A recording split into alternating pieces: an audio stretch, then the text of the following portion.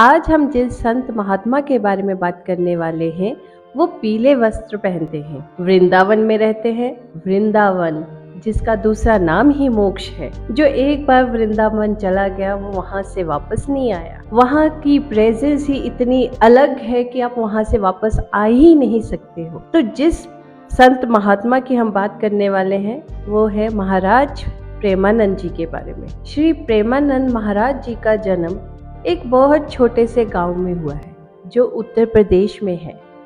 गांव का नाम सरसोल है।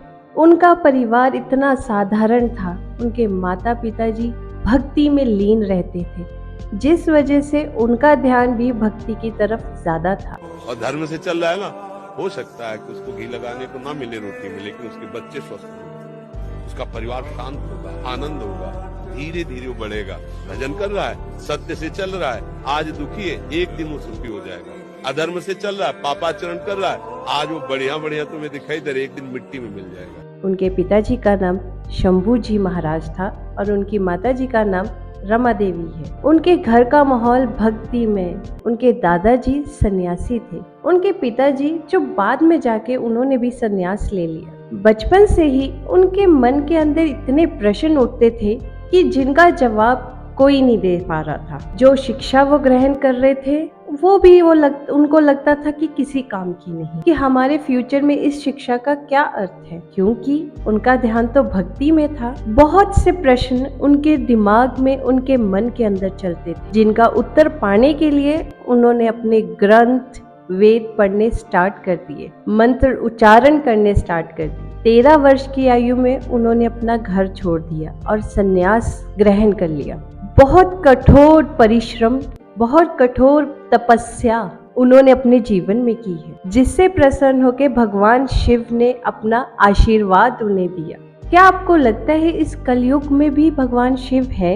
अगर आप महाराज प्रेमानंद जी के बारे में पढ़ेंगे, सुनेंगे तो आपको बिल्कुल विश्वास हो जाएगा कि भगवान शिव आज भी हैं। जो उनकी तपस्या करता है, जो उन्हें मन से याद करता है, उन्हें वो जरूर अपना आशीर्वाद देते हैं। तो आते हैं, बात करते हैं महाराज जी के बारे में। महाराज जी उन्होंने हमें अपने जीवन में सिर्फ 3 उद्देश्य दिए हैं। पहला, किसी को कठोर मत बोलिए।